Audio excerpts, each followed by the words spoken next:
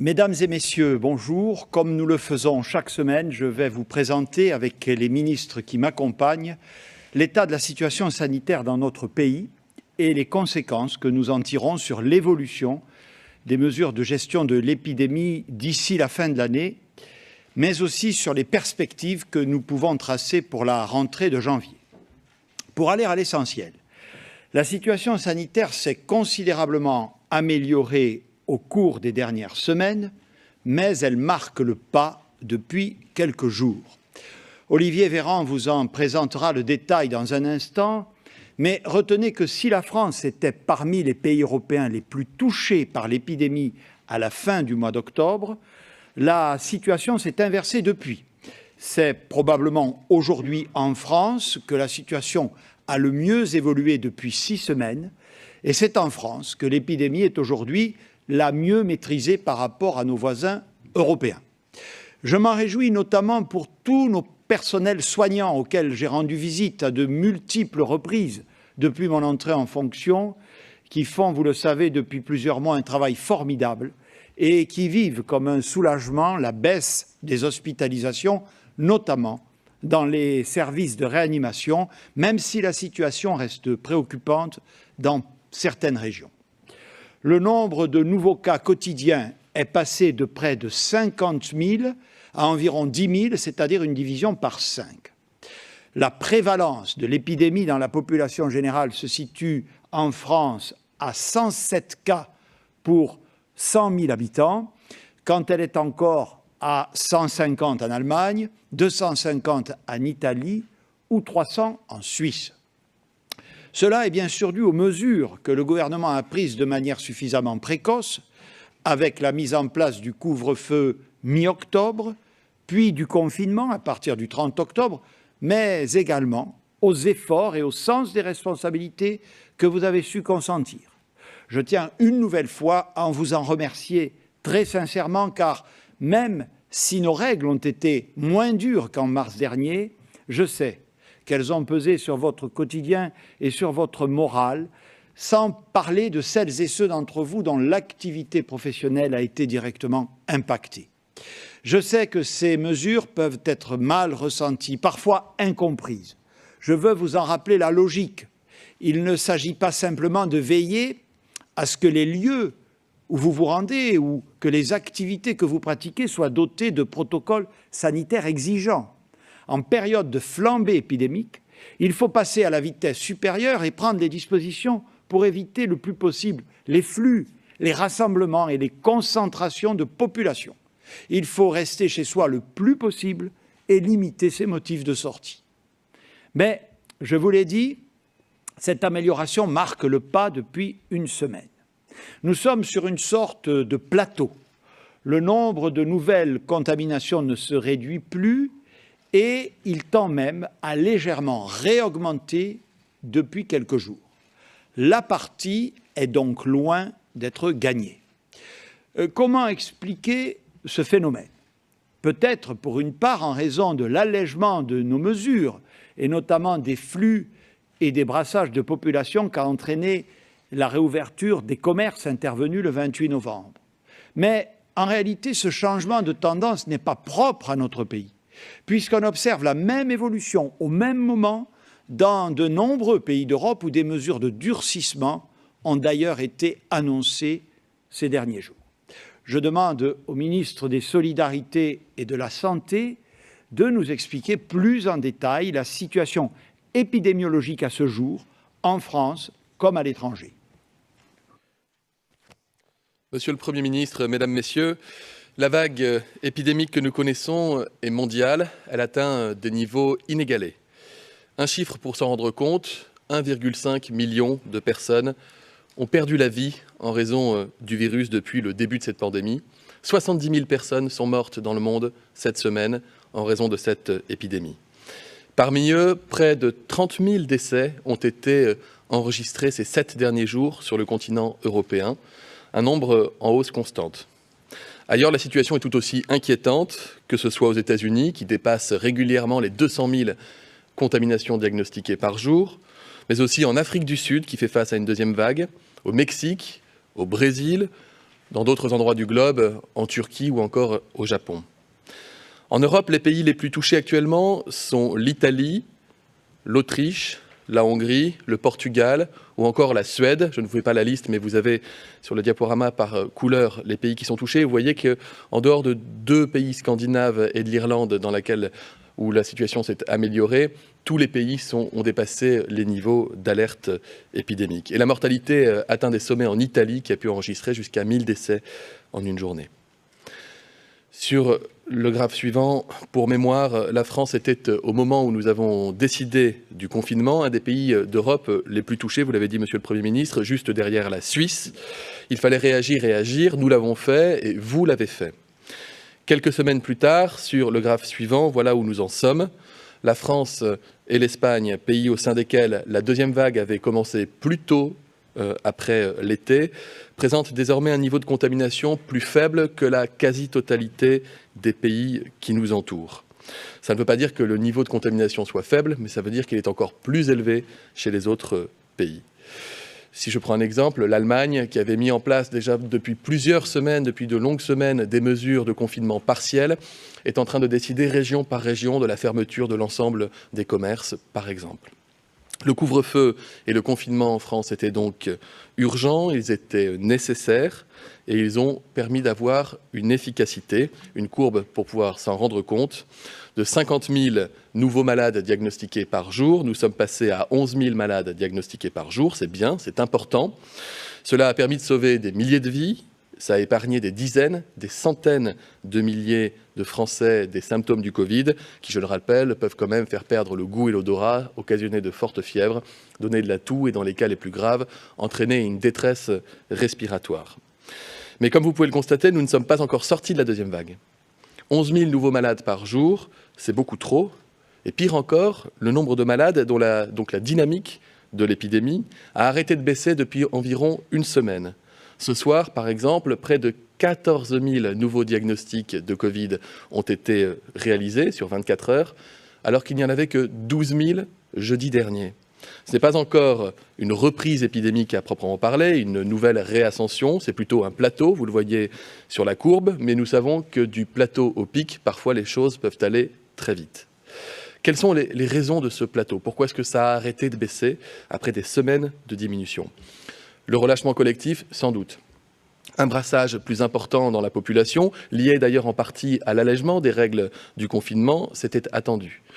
Mais aussi un facteur contre lequel nous ne pouvons pas faire grand-chose, le facteur climatique. Le froid, l'humidité qui ont accompagné l'arrivée du mois de décembre dans notre pays et sur le continent européen. Des éléments climatiques qui pourraient d'ailleurs, d'après certains experts, expliquer ce gradient ouest-est que nous constatons, avec des niveaux d'incidence qui sont par exemple beaucoup plus faibles en Bretagne qu'ils sont constatés en Savoie ou en Haute-Savoie. À partir de ce constat, plusieurs observations peuvent être réalisées. D'abord, nous n'atteindrons pas les 5000 diagnostics par jour au 15 décembre. Deuxième constat, les conditions climatiques vont évidemment durer puisque l'hiver va progressivement s'installer. Troisième constat, les vacances et les fêtes de fin d'année vont augmenter de manière importante nos contacts sociaux. Le risque est donc, si nous ne changeons rien, que la deuxième vague reparte dans les prochaines semaines, que les cas graves se remettent à augmenter. Nous l'avons déjà connu. J'en viens maintenant à la situation sanitaire, avec d'abord un bilan des hospitalisations. Il y a d'ores et déjà plus de malades hospitalisés dans nos hôpitaux en France au cours de la deuxième vague qu'au cours de la première vague. Nous avons même atteint un pic à 33 500 malades. C'était peu de temps après la mise en place du confinement. Il y aura plus de malades encore hospitalisés au 15 décembre qu'il n'y en avait au 11 mai lors du déconfinement. Enfin, il y a, à l'heure à laquelle je vous parle, en France, un nouveau Français hospitalisé toutes les minutes en raison d'une maladie à Covid. Alors ce qu'on peut dire, c'est que ça baisse, mais là aussi, la baisse ralentit. Et nous savons que ça ne baissera probablement plus d'ici 1 à 2 semaines, compte tenu de la dynamique épidémique actuelle, puisque vous savez que les cas graves suivent les diagnostics avec 1 à 2 semaines de délai. Les réanimations ensuite, si nous sommes passés aujourd'hui sous la barre, juste sous la barre, des 3000 malades hospitalisés dans les réanimations pour atteinte à coronavirus. Là aussi, le rythme de la baisse est assez lent et nous pouvons craindre que cette baisse se ralentisse davantage dans 1 à 2 semaines, voire qu'elle puisse à son tour s'inverser compte tenu du plateau épidémique dont je vous ai parlé tout à l'heure. Ces dernières 24 heures, un malade a été placé d'urgence en réanimation toutes les 7 minutes. Toutes les 7 minutes, avec dans la plupart des cas la mise en coma artificielle et respiration aidée par une machine avec un tube, ce qu'on appelle une intubation des malades. Enfin, nous avons même dû reprendre cette semaine des évacuations sanitaires en provenance de la région Bourgogne-Franche-Comté, où la situation hospitalière reste préoccupante. Voilà le point épidémiologique. Merci beaucoup, Monsieur le Ministre. Les éléments que vous venez de nous présenter appellent donc 2 conclusions. Nous ne sommes pas encore arrivés au bout de cette 2e vague. Et nous ne serons pas, le 15 décembre, à l'objectif que nous nous étions fixé de passer en dessous des 5000 nouveaux cas par jour. Pourquoi cet objectif de 5000 ? 5000 cas par jour, c'est le niveau à partir duquel nous pouvons réduire durablement le niveau de pression sur nos services hospitaliers, mais également reprendre le contrôle de l'épidémie en traçant et cassant toutes les chaînes de contamination sans recourir à des mesures de confinement ou de freinage. Dès lors que nous ne serons pas à 5000, mais vraisemblablement au double, dès lors que les chiffres ne baissent plus et se remettent même à légèrement augmenter, il est de notre devoir d'en tirer les conséquences et d'adapter les mesures que nous avions envisagé de prendre à l'échéance du 15 décembre. S'y ajoutent 2 raisons supplémentaires d'agir. Les semaines à venir présentent en effet un certain nombre de facteurs de risque que nous n'avions pas rencontrés en mai dernier, à la levée du premier confinement. Outre la question des températures évoquée par le ministre des Solidarités et de la Santé, nous savons que les fêtes de fin d'année, à Noël ou pour le Nouvel An, constituent des moments particulièrement à risque. Le retour d'expérience de ce qui s'est passé aux États-Unis ou au Canada pour les fêtes de Thanksgiving le démontre amplement, puisque chaque fois, ces fêtes ont entraîné une accélération de l'épidémie. Pour toutes ces raisons, nous ne pouvons pas baisser la garde. Nous devons rester cohérents et négocier les prochaines semaines avec beaucoup de vigilance. Nous devons adapter nos mesures autour d'un objectif, permettre à chacune et chacun de profiter des vacances et des fêtes de fin d'année, mais sans nous exposer à un risque de rebond de l'épidémie, ni maintenant, ni dans les premières semaines de janvier. Car je pense que nous serons tous d'accord sur ce point, faisons tout ce que nous pouvons pour réduire le risque de devoir vivre un 3e confinement dans les prochains mois. C'est pourquoi nous avons décidé, sous l'autorité du Président de la République, d'adapter la stratégie de déconfinement en pleine cohérence avec ce qui vous avait été présenté le 24 novembre dernier. Mardi prochain, le 15 décembre, comme nous l'avions annoncé, nous passerons à une nouvelle étape, mais les règles seront plus strictes que ce que nous avions initialement envisagé. Première décision, les établissements recevant du public dont nous avions prévu la réouverture au 15 décembre resteront fermés 3 semaines de plus. Les conditions posées pour leur réouverture ne sont hélas pas réunies. Il s'agit principalement des cinémas, des théâtres, des salles de spectacle, des musées, mais aussi de l'accueil du public dans les enceintes sportives, dans les cirques, les parcs zoologiques ou encore les salles de jeux et les casinos. Cela signifie également que les règles posées récemment pour les lieux de culte ne seront pas revues à la hausse. Je mesure combien ces décisions sont difficiles à accepter, car il s'agit là d'activités très attendues pendant cette période de fin d'année et que ces secteurs souhaitaient pouvoir retrouver leur public. Même si tous ces établissements disposent de protocoles sanitaires, la logique que nous devons suivre est d'éviter d'accroître les flux, les concentrations, les brassages de public, à un moment où nous devons continuer de les réduire autant que possible. Je sais à quel point le secteur culturel s'était préparé, que les artistes ont répété, que toutes les filières étaient mobilisées, que tout était prêt pour que les rideaux se lèvent et les écrans s'illuminent. Prendre cette décision avec le président de la République et la ministre de la Culture nous a été particulièrement douloureux, croyez-le bien. Malheureusement, si nous nous laissons tenter par l'ouverture des salles pour les fêtes de fin d'année, ce que nous avons tous espéré, la situation sanitaire pourrait être pire en janvier et nous décalerions d'autant les perspectives d'un retour à la normale. Voilà pourquoi nous avons décidé ce décalage de 3 semaines pour tout assouplissement. Je sais aussi que les supporters sportifs rêvaient de retourner au stade voir leurs équipes préférées.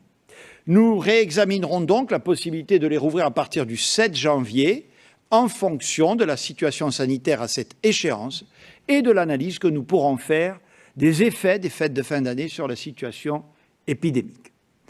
Bien évidemment, nous maintiendrons d'ici là tous nos dispositifs d'accompagnement économique, à la fois généraux et propres aux établissements culturels pour les aider à passer ce cap. Nous maintenons par ailleurs l'échéance du 20 janvier pour les autres établissements et activités fermés. Deuxième décision. Comme prévu, nous rétablirons un couvre-feu dès le 15 décembre, mais il sera durci par rapport à ce que nous avions annoncé. D'une part, il débutera dès 20h et non à 21h. D'autre part, il sera strictement contrôlé avec des possibilités de dérogation limitées. Monsieur le ministre de l'Intérieur y reviendra. Troisième décision. Ce couvre-feu concernera aussi, contrairement à ce que nous avions envisagé initialement, le réveillon du 31 décembre. Ce réveillon est en effet un moment traditionnellement festif. Nous l'apprécions d'ailleurs pour cela. Mais il concentre tous les ingrédients d'un rebond épidémique. Si la circulation avait continué à se réduire fortement, nous aurions pu assumer ce risque. Mais ce n'est pas le cas. Nous devons être raisonnables. Respecter la règle du couvre-feu, rester chez soi, donc le 31 décembre, et suivre la recommandation d'un maximum de 6 adultes. Et nous savons parfaitement que plus nous multiplions les contacts dans des lieux de surcroît clos, où il est difficile de respecter les gestes barrières, plus les risques sont importants.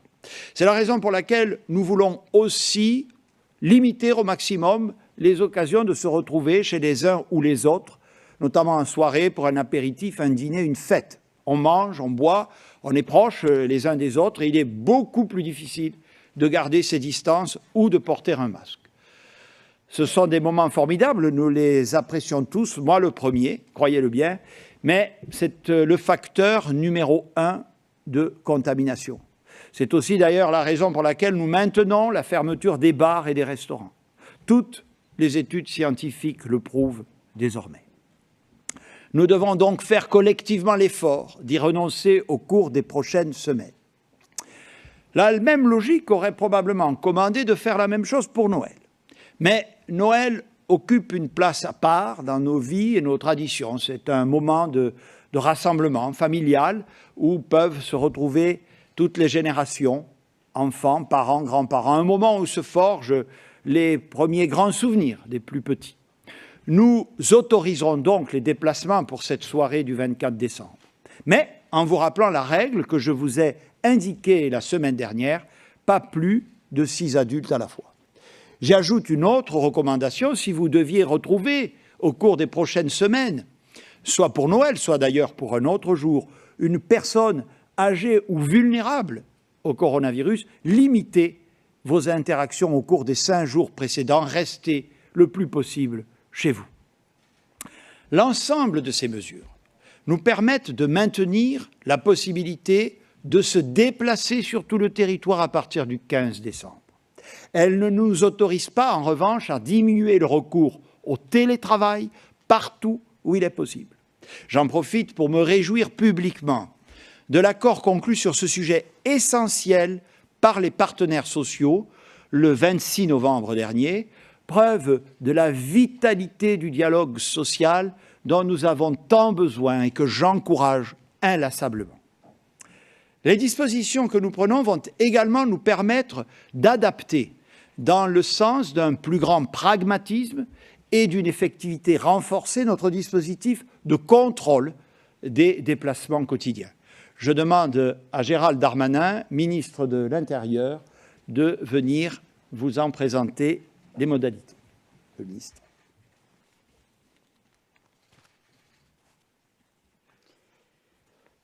Monsieur le Premier ministre, Mesdames, Messieurs, à partir du 15 décembre à 20 h, donc, nous entrons dans une phase de couvre-feu sur le territoire national, sauf pour les territoires ultramarins. En voici les principales règles. Pendant la journée, à partir du 15 décembre, l'attestation ne sera plus obligatoire pour se déplacer. Les déplacements entre régions seront autorisés. En revanche, les déplacements seront interdits de 20 h à 6 h du matin. Cela signifie qu'à 20 h, chacun devra rester chez soi, sauf exception. Par exemple, même si le commerce ou le service recevant du public dans lequel vous vous trouvez ferme ses portes à 20 h, vous devrez vous organiser pour être à votre domicile à 20 h. Seul un nombre limité de déplacements sera autorisé de 20 h à 6 h du matin. Il s'agit notamment des déplacements entre le lieu de votre domicile et le lieu de votre travail. Si vous travaillez de nuit ou que vos horaires ne vous permettent pas d'être chez vous à 20 h, par exemple. Le commerce dans lequel vous travaillez ferme à 20 h. Vous pourrez évidemment vous déplacer après cet horaire pour rentrer chez vous. Deuxième motif d'autorisation, les déplacements pour des raisons de santé. Aller à l'hôpital pour des soins urgents ou pour acheter des médicaments dans une pharmacie de garde. Troisième autorisation, des déplacements pour motif familial impérieux. La garde d'enfants ou apporter assistance à une personne vulnérable. Des déplacements également liés à des missions d'intérêt général, par exemple pour aider les plus démunis dans le cadre d'une activité associative, ou enfin des déplacements pour sortir votre animal de compagnie près de chez vous. La pratique sportive ou la balade en plein air ne sera pas autorisée de 20 h à 6 h du matin, dans la mesure où elle pourra bien évidemment se dérouler en pleine journée. Comme l'a dit le Premier ministre, le couvre-feu ne s'appliquera pas la nuit de Noël, la nuit du 24 au 25 décembre, mais les déplacements et rassemblements devront évidemment s'effectuer dans le respect des règles sanitaires. Si vous avez besoin de circuler pour l'un des motifs évoqués, entre 20 h et 6 h du matin à partir du 15 décembre, vous devrez vous munir d'une attestation de déplacement, une nouvelle attestation qui sera éminemment à votre disposition et que vous pourrez également rédiger à la main si vous le souhaitez. Vous devez être en mesure de présenter cette attestation lors d'un contrôle par les forces de l'ordre, soit sous format papier, soit sous format électronique. Vous devez, en même temps que cette association, pouvoir justifier de votre déplacement par des documents qui permettent notamment le fait que vous puissiez aller travailler, soit vous rendre sur votre lieu de travail, soit pour travailler, soit parce que vous revenez de votre lieu de travail. Je rappelle qu'en cas de contrôle par les policiers municipaux, par les gendarmes, ce déplacement de 20 h à 6 h du matin sans motif valable, sans présentation d'attestation valable, vous expose à une amende forfaitaire de 135 €. Depuis le début du confinement, plus de 2,9 millions de contrôles ont été diligentés. Et la police nationale, la gendarmerie, a mis plus de 285 000 verbalisations. Et j'ai néanmoins demandé aux forces de l'ordre de renforcer encore davantage le dispositif de contrôle. Il est fondamental que ces règles soient respectées par tous pour contenir l'épidémie. Il est fondamental que nous ne relâchions pas nos efforts. Nous devons être particulièrement vigilants dans les lieux de rassemblement, les grands magasins et les centres commerciaux, et j'ai d'ailleurs demandé au préfet de vérifier davantage que ceux-ci respectent les règles sanitaires. Nous serons par ailleurs intransigeants sur les rassemblements non autorisés et les fêtes sauvages. C'est avant tout en comptant sur la responsabilité de chacun que nous arriverons à maîtriser l'épidémie et à retrouver une vie normale le plus rapidement possible. Les forces de sécurité intérieure assureront les contrôles, avec tact et mesure, mais il n'y aura pas de consigne d'indulgence. À cette occasion, Je voudrais remercier l'ensemble des forces de l'ordre pour leur mobilisation sur cette mission si essentielle pour notre pays dans les circonstances actuelles. Je sais pouvoir compter sur leur investissement et je demande aux Françaises et aux Français également de les encourager et de les remercier pour leur action. Ils protègent des vies en nous contrôlant. Merci, Monsieur le ministre. Bien évidemment, les mesures restrictives exigées par la situation sanitaire nous conduisent à adopter, à amplifier ou à prolonger des dispositifs d'accompagnement et d'indemnisation au bénéfice des femmes, des hommes et des entreprises qui en subissent les conséquences. Soyons conscients et fiers de ce que ces dispositifs sont sans doute les plus ambitieux et donc les plus protecteurs d'Europe. Face à la deuxième vague, nous avons encore renforcé ces dernières semaines nos dispositifs d'aide pour les salariés et les entreprises fragilisées par de longs mois de crise. Et nous faisons en sorte que ces aides soient rapidement et aisément accessibles. Par exemple, pour les commerces qui ont dû fermer en novembre, le formulaire d'accès aux aides a été mis en ligne le 4 décembre et 372 000 entreprises ont déjà touché les versements pour un montant total de près de 2 milliards d'euros. En ce moment, ce sont encore 1 600 000 salariés qui bénéficient de l'activité partielle, notamment dans l'hôtellerie, la restauration ou encore l'événementiel. Nous continuons à améliorer et à compléter nos dispositifs pour que personne ne soit laissé de côté. Le Fonds de solidarité pourra désormais bénéficier aussi aux prestataires et exploitants agricoles travaillant avec le secteur de l'hôtellerie et de la restauration ou aux sous-traitants du monde de l'événementiel, notamment sportif et culturel. Vous le savez, des concertations sont engagées avec les élus de la montagne et les professionnels du sport d'hiver que je rencontrerai de nouveau demain matin pour la 3e fois afin de calibrer au mieux les dispositifs d'indemnisation. À la demande du gouvernement, les assureurs ont pris devant Bruno Le Maire, ministre de l'Économie, des Finances et de la Relance, de nouveaux engagements afin de répondre aux difficultés rencontrées par de petites entreprises et les PME des secteurs de l'hôtellerie, des cafés et de la restauration, ainsi que du tourisme, de la culture, du sport et de l'événementiel. Nous avons ainsi obtenu qu'il n'y ait pas d'augmentation des primes de contrat d'assurance multirisque professionnels l'année prochaine. Nous veillons à ne laisser personne au bord du chemin. Au moment où la crise économique engendrée par la crise sanitaire accroît ses effets sociaux et psychologiques, notamment sur les plus précaires et les plus fragiles d'entre nous.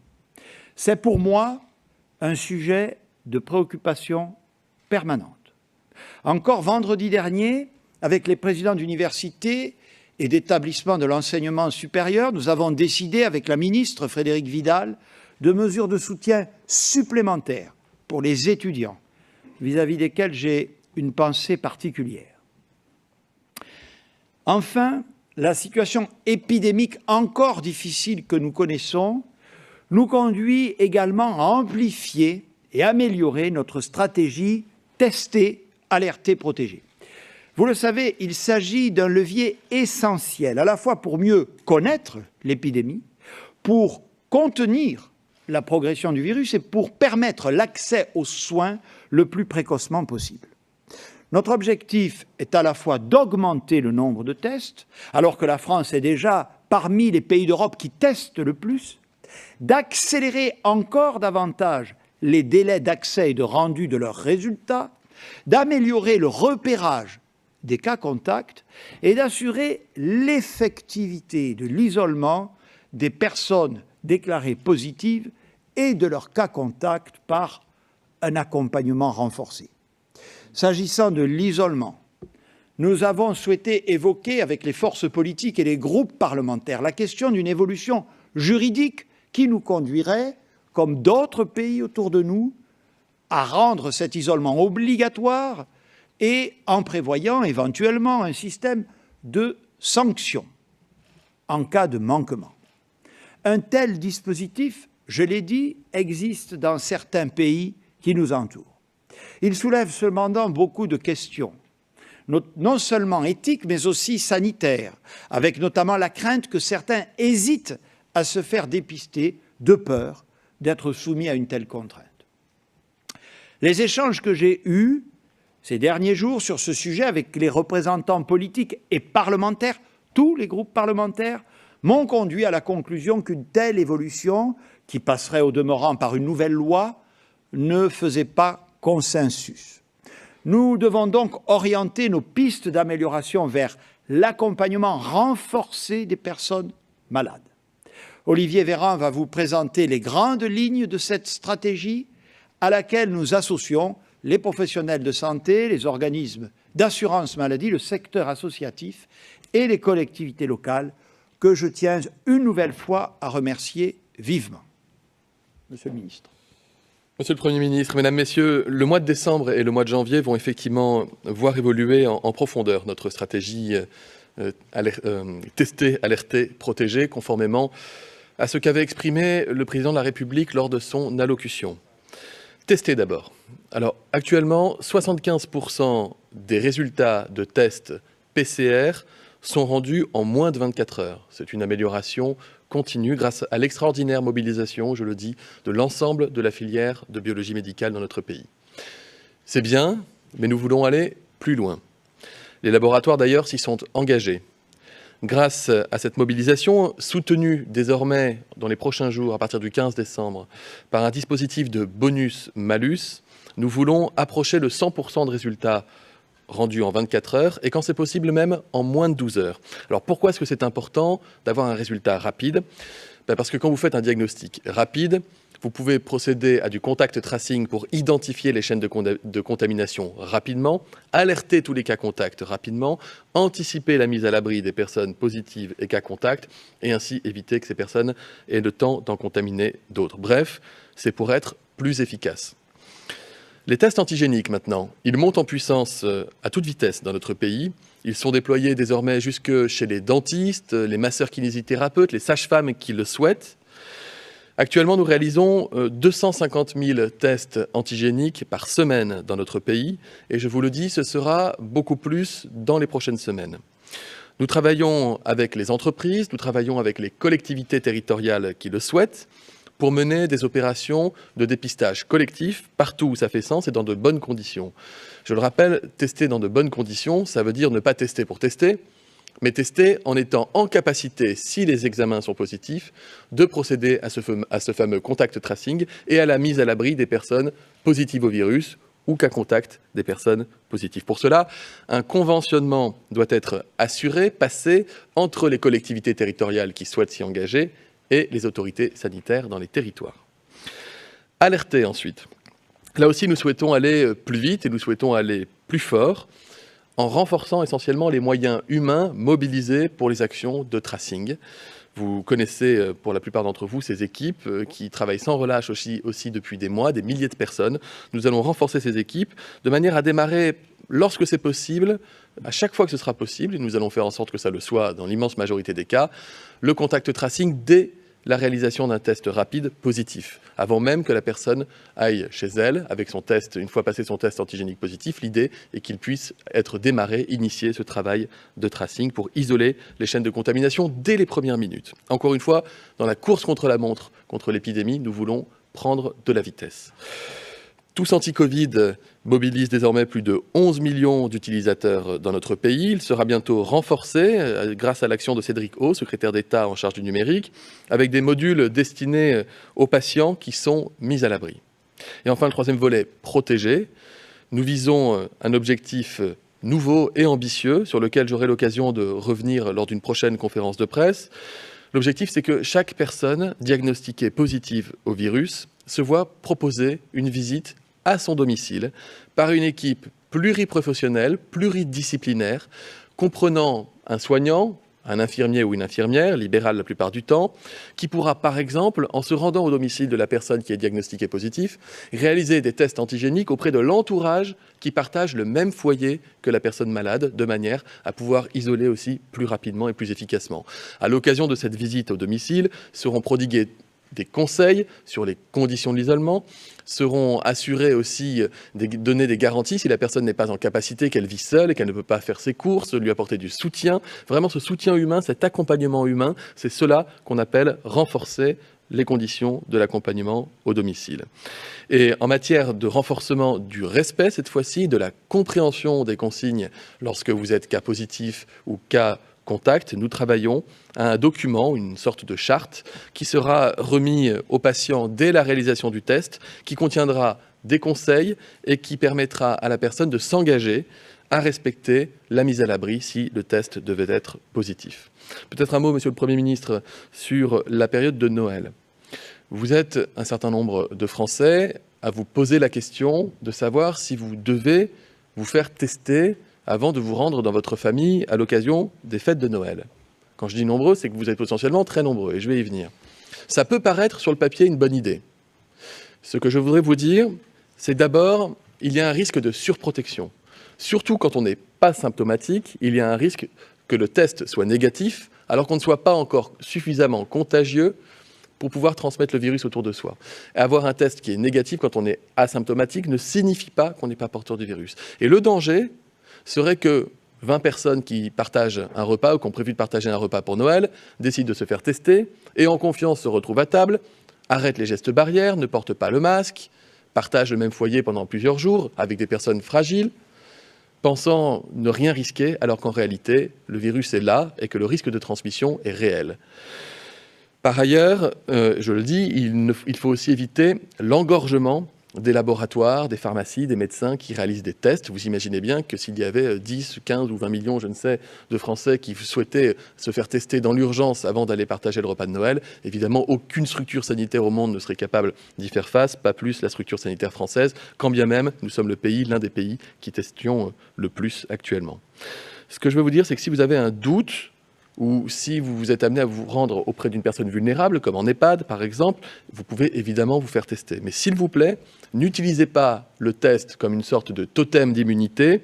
C'est risqué pour vous, c'est risqué pour vos proches et pour tous ceux qui auront réellement besoin de se faire tester parce qu'ils sont malades, symptomatiques ou cas contact avant la période de Noël. Et enfin, un dernier mot, pour vous confirmer que 4 opérations de dépistage collectif, ce qu'on appelle du mass testing, du dépistage de masse, vont être organisés dans les prochaines semaines. Pour la semaine du 14 au 19 décembre, 2 opérations vont être menées dans la métropole Le Havre-Seine et dans la métropole des Ardennes, Charleville-Mézières. Une autre opération va être menée du 11 au 16 janvier à Roubaix et enfin à Saint-Étienne aux alentours du 11 janvier. Nous organisons ces opérations main dans la main avec les collectivités territoriales, en lien avec les préfets et les agences régionales de santé. Quand je dis main dans la main, ça veut dire que tout est organisé au-delà du test. Nous savons, si les tests sont positifs, mettre en place du contact tracing immédiat et garantir des bonnes conditions de mise à l'abri des patients positifs. Encore une fois, tester pour tester n'aurait pas de sens. Ces opérations sont tout autant un moyen de limiter la propagation du virus dans les collectivités concernées qu'un levier d'expérimentation de notre stratégie tester, alerter, protéger, dont vous voyez qu'elle évolue, qu'elle continuera d'évoluer à mesure que nous apprendrons comment faire face à cette pandémie. Merci beaucoup. Mesdames et messieurs, chers concitoyens, je voudrais en conclusion partager avec vous 3 convictions qui ont inspiré les décisions que je vous ai annoncées aujourd'hui. Ma première conviction, c'est la nécessité de rester prudent et cohérent dans la gestion de cette 2e vague de l'épidémie. Oui, nous avons réduit la circulation du virus. Oui, nous avons allégé la pression sur nos hôpitaux. Mais il ne serait pas compréhensible de continuer à alléger nos mesures dès lors que les niveaux de réduction que nous avions posés ne sont pas au rendez-vous. Ce serait une décision plus facile et plus confortable à court terme, car je sais la lassitude de beaucoup d'entre vous et l'impatience de nombreux secteurs économiques, mais ce serait une décision dont nous paierions le prix d'ici quelques semaines. Je me refuse à cette forme de facilité et d'irresponsabilité. Ma deuxième conviction, elle n'est pas nouvelle, et vous m'avez souvent entendu l'exprimer. Cette bataille contre le virus, nous ne la remporterons que par la mobilisation de tous. Bien sûr, il appartient à l'État de prendre les mesures nécessaires pour réduire les flux et les risques, mais à la fin des fins, c'est chacune et chacun de nous qui avons la clé de la solution, par le respect des gestes barrières, par une vigilance absolue quand nous sommes en présence d'une personne fragile, par l'application des recommandations de prudence, et j'y insiste encore tout particulièrement s'agissant des fêtes de fin d'année. Ma troisième conviction est que les premiers mois de l'année prochaine doivent nous permettre de franchir un cap dans la lutte contre la Covid. L'expérience des mois passés nous enseigne qu'il n'y a pas dans la gestion de cette crise une seule solution. Nous devons agir en activant tous les leviers. Il y aura bien sûr la vaccination, dont les premières phases nous permettront de protéger d'abord les plus fragiles au cours des prochains mois. Il y aura la multiplication des tests dont vient parler le ministre de la Santé, notamment des tests rapides, le renforcement de l'accompagnement des personnes atteintes par le virus pour qu'elles puissent s'isoler rapidement en étant mieux suivies. Il y aura l'emploi des outils du numérique pour mieux identifier les cas contacts et remonter les chaînes de contamination. Il y aura enfin le recours à des mesures de freinage en cas d'accélération de l'épidémie que nous nous emploierons ensemble à éviter. Mes chers concitoyens, décidément, cette année 2020 aura été éprouvante pour nous tous. Je sais votre lassitude, vos doutes, vos souffrances. Je les partage. Mais je vous dois d'abord la vérité et la transparence sur cette épidémie qui dure plus qu'on ne l'aurait voulu. Mon rôle et celui du gouvernement est de vous protéger, quitte à prendre des décisions difficiles. Une nouvelle fois et inlassablement, je fais appel aux belles valeurs de solidarité et de responsabilité. Une fois que cette crise sera derrière nous et ce temps viendra, on s'apercevra, j'en ai la conviction, que ces valeurs auront été nos meilleurs atouts. Je vous remercie et je me tiens, mesdames et messieurs, à votre disposition avec les ministres pour répondre à vos questions. Monsieur le Premier ministre, bonsoir. Camille Collin pour TF1 et LCI. J'ai plusieurs questions sur les fêtes de fin d'année. Ne craignez-vous pas, dans tous les cas, et a fortiori pour Noël, puisqu'on peut encore se rassembler, un rebond épidémique à la sortie de ces fêtes, comme les États-Unis l'ont vécu, vous l'avez vu pour Thanksgiving, et comment vous anticipez le retour en janvier et les mesures éventuellement à prendre? Pour le Nouvel An, deuxième question, que signifie la jauge à 6 le 31? En clair, malgré le couvre-feu, est-ce qu'on peut se réunir quand même à 6, par exemple faire dormir des amis chez soi, ou est-ce que vous demandez à ne pas se rassembler pour la nouvelle année? Et puis enfin, pourriez-vous prendre des mesures plus dures d'ici la fin de l'année, pour Noël notamment, si la situation ne s'améliorait pas? Merci. Merci. Autre question? Monsieur le Premier ministre Pascal Morel, je voudrais revenir à la vaccination que vous n'avez évoquée qu'à la fin de votre intervention. Les professionnels de santé, dans cette période effectivement difficile et décourageante, comme vous le dites, demandent effectivement d'avoir des conduites à tenir et des informations et des formations sur la manière de vacciner les Français. Les vaccins qui s'annoncent apparaissent vraiment comme efficaces. En tout cas, les données qui nous sont données sont effectivement assez satisfaisantes. Est-ce que l'on peut imaginer d'abord une accélération éventuellement des mises sur le marché, ou en tout cas que vous calibriez ces pratiques de vaccination pour faire baisser la tension et la pression sur nos concitoyens? Merci. Bonsoir, Monsieur le Premier ministre, Julia Vanelst pour BFM TV. J'ai deux questions. La première concernant le 31 décembre. Afin d'éviter tout rassemblement festif, même s'il y aura un couvre-feu ce soir-là, est-ce que le dispositif policier sera conséquent et de quel ordre? Et deuxième question également concernant la vaccination. La campagne de vaccination prévoit, si je ne me trompe pas, de vacciner jusqu'à 15 millions de personnes dans les phases 1 et 2, donc d'ici au printemps. Ça représente près de 160 000 personnes par jour, c'est beaucoup. Qu'est-ce qui est prévu? Est-ce que, par exemple, des barnums seront-ils installés ou, par exemple, des lieux pour vacciner en masse? Merci. Dernière question, puis on va répondre. Monsieur le Premier ministre, bonsoir, Boris Karlamov pour l'agence A2PRL. Concernant les théâtres et les cinémas, comment justifiez-vous le prolongement de 3 semaines de leur fermeture alors qu'on sait qu'ils sont soumis à un protocole sanitaire très strict, comme notamment la règle d'un siège sur 2 entre chaque spectateur? Enfin, dernière question, l'absence de Madame la ministre Roselyne Bachelot n'est-elle pas un mauvais signal envoyé au monde de la culture ce soir? Merci. Très bien. Je demande au ministre de la Santé de s'approcher. Je vais essayer de clarifier les questions. Donc, je commence par la dernière. Donc, non, l'absence de la ministre de la Culture n'a absolument aucune signification. Elle est tout à fait au travail auprès des acteurs de la culture, comme elle l'a toujours été. Je crois avoir été clair, encore une fois, quand on a une vague épidémique. Je répète à vous toutes et tous inlassablement, il ne suffit pas d'avoir des protocoles sanitaires dans les lieux où on se rend, il faut éviter le maximum les flux et les interactions, les mouvements de circulation, les déplacements qui conduisent à ces lieux.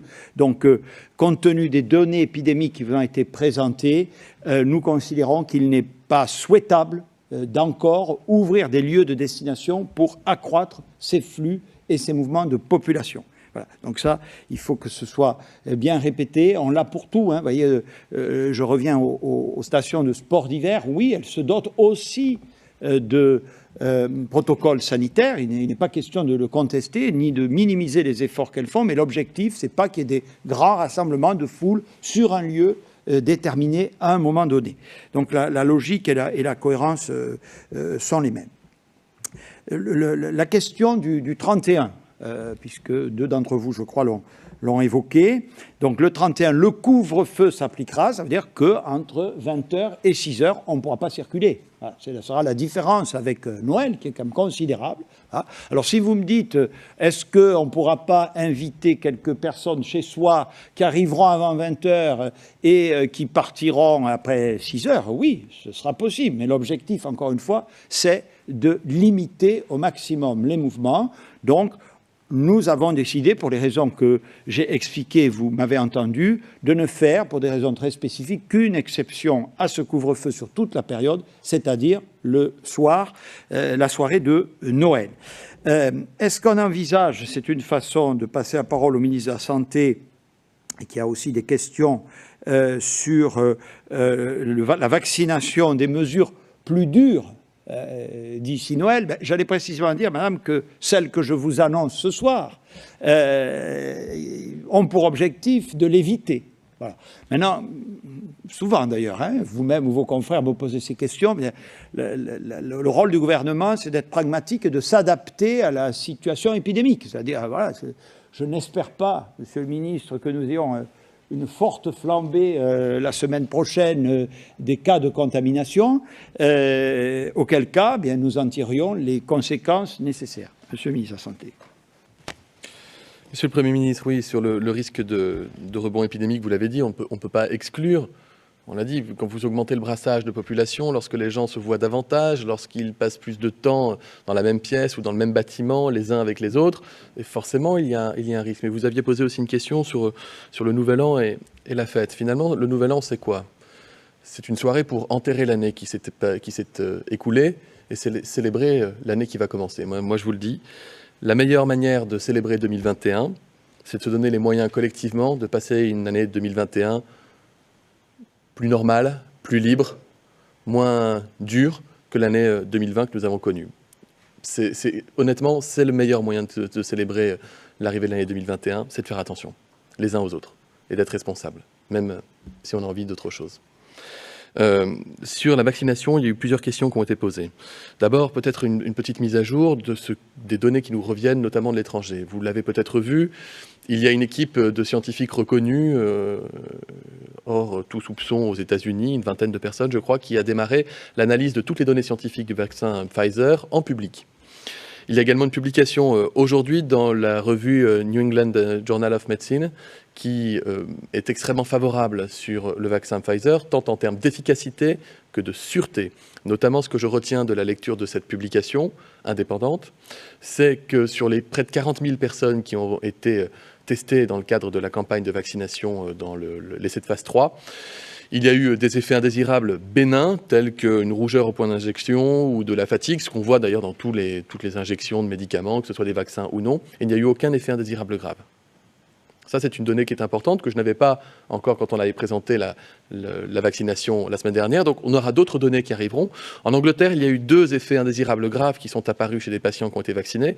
Ce sont 2 patients qui souffrent d'une allergie extrêmement intense, tellement intense qu'ils ne peuvent pas circuler sans avoir en permanence sur eux de l'adrénaline au cas où ils feraient ce qu'on appelle un choc cardiogénique lié à une allergie. Donc, ça veut dire que ça impliquera peut-être des recommandations particulières chez les gens qui souffrent d'allergies sévères. Nous verrons, ce seront les autorités scientifiques, je l'ai dit la semaine dernière, qui nous donneront la conduite à tenir en la matière.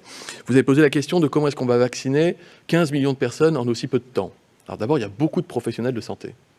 Beaucoup. Et quand vous parlez de 150 000 personnes à vacciner par jour, c'est quelque chose que nous savons faire en cabinet de médecine de ville.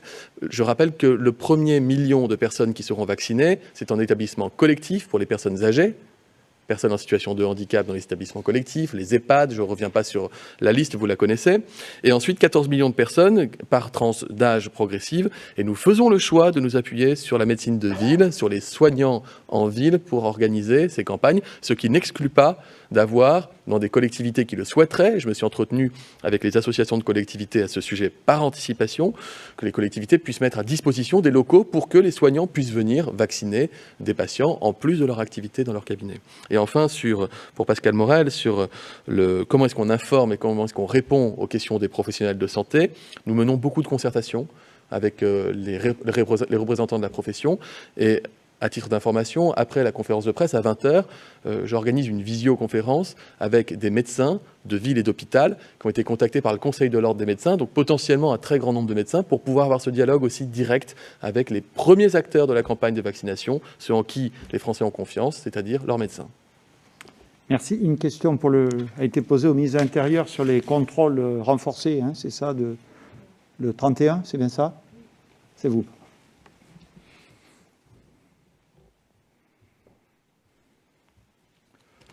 Il y a plus de 100 000 forces de l'ordre qui, dans les moments les plus importants de contrôle, je parle des policiers nationaux et des gendarmes, sans compter les policiers municipaux, mais bien évidemment sous l'autorité des maires qui sont à disposition lors d'une journée normale de contrôle intensif. Il est certain que pour le 31 décembre, à la fois pour garantir la lutte contre les fêtes sauvages, comme je l'ai dit, ou les rassemblements intempestifs, qui seront évidemment particulièrement combattus, notamment parce que les préfets, et singulièrement le préfet de police de Paris, prendra les dispositions réglementaires nécessaires pour le faire savoir et pour le mettre en place.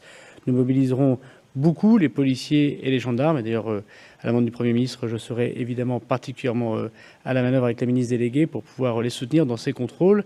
Et donc, nous sommes en train de voir quelle est la jauge maximum de policiers et de gendarmes qui pourront, ce soir-là, contrôler, en effet, cette nuit du 31 décembre, à la fois pour des raisons de sécurité, nous sommes toujours en risque attentat élevé, chacun le comprend, mais aussi pour des risques sanitaires. Donc ce sera plus de 100 000 policiers et gendarmes qui seront mobilisés la nuit du 31 décembre. Merci beaucoup. Allez, on va prendre quelques autres questions. Bonjour, Jérémy Marot de l'AFP. Plusieurs questions pour les services de l'AFP. La première sur les universités. Est-ce que les données épidémiologiques dont vous disposez à l'heure actuelle compromettent, et donc qui permettent d'avoir une vision à 15 jours, compromettent une réouverture comme espéré au 1er janvier, début janvier. Oui, plutôt que... je vais y aller. Allez-y. Concernant les Outre-mer, est-ce qu'il y a des restrictions de déplacement pour les ultramarins étant en métropole et qui voudraient rentrer chez eux pour les fêtes? Sur la même thématique du voyage, est-ce qu'il y a des restrictions pour les voyageurs hors UE qui voudraient venir en France pour les fêtes ou au-delà? Concernant le couvre-feu, il s'appliquera à partir du 15 décembre. Est-ce que vous avez d'ores et déjà un objectif, un horizon pour la fin de ce couvre-feu? Et enfin, dernière question sur les campagnes de dépistage massif. Est-ce que vous avez des objectifs en termes de pourcentage de population dépistée? Est-ce que vous comptez mener des incitations pour que les gens participent à ces campagnes? Ça fait pas mal de questions d'un coup, vous l'avez observé, hein. Bonjour, Hélène Bonnet pour LCI TF1. Je voudrais rebondir sur la question des départs en vacances. Y aura-t-il des dérogations pour les Français qui ont peut-être déjà réservé leur billet de train ou d'avion ou qui souhaitaient se déplacer de nuit pendant le couvre-feu? Autre question qui concerne aussi le dépistage massif. Pourquoi avoir choisi les 3 ou 4 villes dont vous avez parlé? Voilà. Bonsoir, Patricia Issa pour France Télévisions. Monsieur le ministre, Monsieur Véran, quel est votre regard sur la mise en cause par la commission sénatoriale de Jérôme Salomon autour de la pénurie de masques au printemps dernier? Allez, une dernière question. Une dernière question ici. Bonsoir Monsieur le Premier ministre, Jérémy Baudot pour Europe 1. Il semble que les arbitrages ont été compliqués. Comment est-ce que vous expliquez les choix de ce soir? Est-ce que le sanitaire gagne forcément, par exemple, sur l'économie ou la culture? Bon, je vais commencer en demandant, il y a quelques questions pour le ministre de l'Intérieur sur les déplacements et d'autres évidemment pour le ministre de la Santé. Je répondrai à ce qui me concerne sur la dernière question et sur les universités. Sur les choix qui ont été faits, la réponse est me semble-t-il, simple et c'est toujours la même. C'est toujours effectivement les considérations sanitaires qui déterminent les choix que nous arrêtons. Voilà. Évidemment, nous prenons en considération les conséquences économiques de nos choix, notamment en recourant aux indemnisations dont je vous ai toujours expliqué qu'elles étaient légitimes et même indispensables par rapport notamment au secteur dont nous bloquons l'activité. Mais, d'ailleurs, je pense que vous l'avez compris, nous l'avons illustré, ce sont des considérations visant à préserver la santé de nos concitoyens qui, toujours, je crois, depuis le début de la crise, sont à l'origine des décisions que nous prenons. Quelques clarifications sur l'université, cher monsieur. Bon. Donc voilà ce qui est prévu. Donc, vous vous souvenez tous de l'échéance du 20 janvier, hein, qui reste évidemment valide, ainsi que je l'ai rappelé dans mon propos, et qui concerne les universités. Ce dont nous sommes convenus avec Madame Vidal, la ministre concernée, et les responsables de la communauté universitaire, après qu'ils ont appelé l'attention du gouvernement sur ce que nous connaissions, mais qui l'ont illustré, c'est-à-dire la difficulté d'un certain nombre d'étudiants, notamment des premières ou des deuxièmes années, mais pas que, beaucoup d'étudiants étrangers ou internationaux qui sont en situation d'isolement parce que, par construction, leur famille est beaucoup plus loin. Donc, nous avons décidé de travailler sauf s'il y a une situation épidémique épouvantable dès le début du mois de janvier, à pouvoir reprendre, et évidemment dans le cadre de protocoles sanitaires renforcés, l'enseignement en présentiel, notamment les travaux dirigés pour ces étudiants, pour des étudiants ciblés. Voilà. Bon. Je rappelle aussi que nous avons dégagé des crédits, j'en profite puisque vous me posez la question, pour renforcer auprès des CROUS les vacations de psychologues et d'assistantes sociales, parce que nous sommes parfaitement conscients, je vous ai dit que j'étais très très attentif à toutes les situations, qu'il y a des étudiants dans une situation psychologique très difficile. Très difficile. Et il y a des suicides. Donc nous regardons ça avec beaucoup, beaucoup d'attention. Nous avons par ailleurs mis en place, vous le savez, des systèmes de tutorat ou de petits contrats pendant 2 ou 3 mois, avec 2 objectifs. D'abord, pour les étudiants qui en bénéficieront, qui sont plutôt des 3e, des 4e années, de pallier le manque de petits boulots auxquels ils avaient souvent recours, vous le savez, pour financer leurs études. Et à la fois, ce sera l'objectif de ces contrats, précisément pour s'occuper, pour tutorer des jeunes étudiants qui seraient plus en difficulté, qui seraient en situation de décrochage ou de détresse. Donc vraiment, nous voulons mettre le paquet, nous adaptons notre dispositif, parce que, et je vous remercie d'avoir posé la question, on parle souvent, on a parlé des commerces qui étaient fermés, vous m'avez posé légitimement des questions sur le secteur culturel, on a parlé aussi du sport, mais voilà, les universités sont aussi, elles ne sont pas fermées, puisqu'elles assurent leurs cours en distanciel, mais la situation des étudiants est très difficile, et donc nous essayons de mettre le paquet pour faire face à cette situation. Alors là, il s'agit de concilier, c'est par rapport à la question précédente, j'allais presque dire le sanitaire et le sanitaire. Alors là, il n'y a pas du tout d'enjeu économique, il y a des enjeux pédagogiques, mais ça, on peut dire que l'enseignement à distanciel, il pourvoit, en partie, mais il pourvoit, mais il peut y avoir des situations sociales et psychologiques qui sont extrêmement préoccupantes et dont nous devons nous occuper. Monsieur le ministre de la Santé, il y avait des questions notamment sur le dépistage massif et sur la commission d'enquête sénatoriale.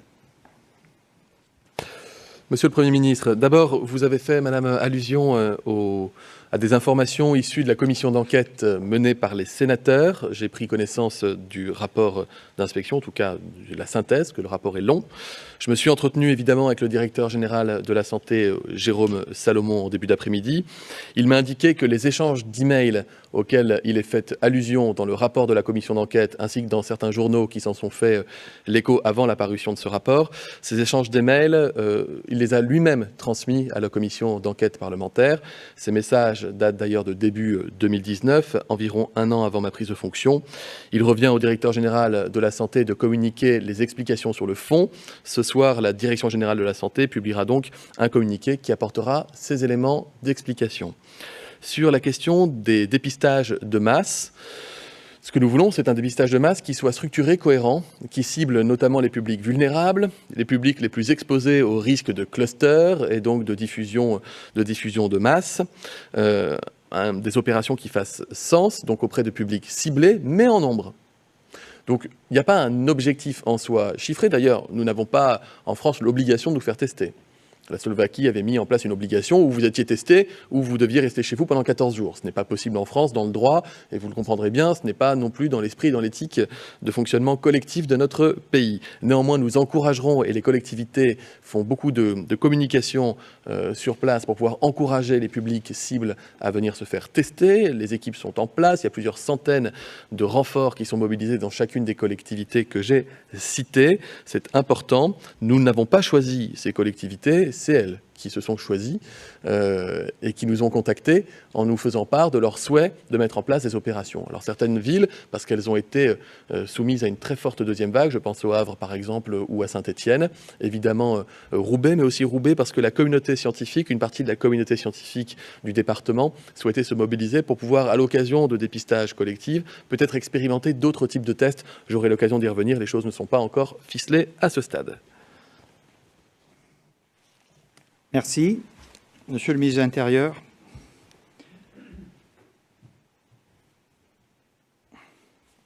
Oui, Monsieur le Premier ministre, la question a été posée finalement des départs en vacances et sans doute aussi du passage d'une région à une autre région pour la plupart de ceux qui partent en congé. Vous l'avez compris, à partir du 15 décembre à 20 h, à la fois dans cette journée du 15 décembre et dans les jours qui suivent, il n'y a plus d'attestation dans la journée et donc plus de limite entre le nombre de temps qu'on doit passer dehors et les kilomètres.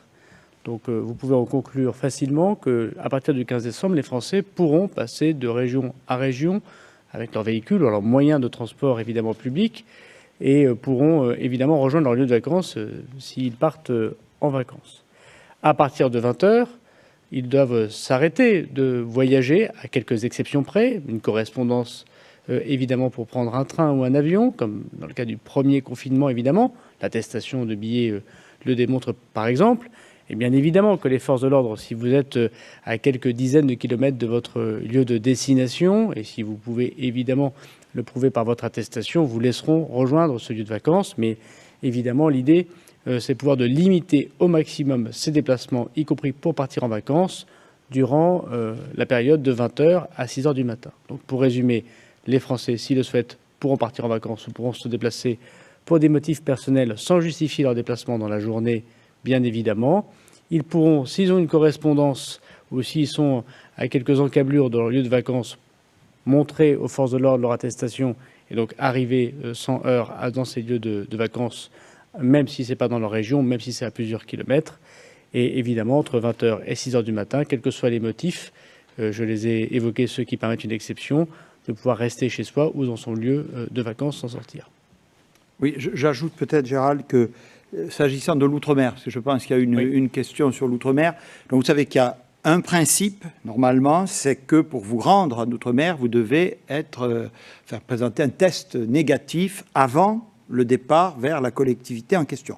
Ça, c'est le principe. La règle, après, et j'invite tous ceux qui sont intéressés par la réponse à cette question à se rendre sur le site du gouvernement, parce que les règles ne sont pas forcément homogènes selon les collectivités d'outre-mer. Je vous rappelle par exemple que la Nouvelle-Calédonie, qui est compétente en matière sanitaire, a décidé d'instaurer une septaine obligatoire, ce qui n'est pas le cas des autres collectivités. Donc, je vous renvoie sur le site gouvernemental pour en savoir davantage et je vous remercie vivement de votre attention. Bonne soirée à toutes et à tous.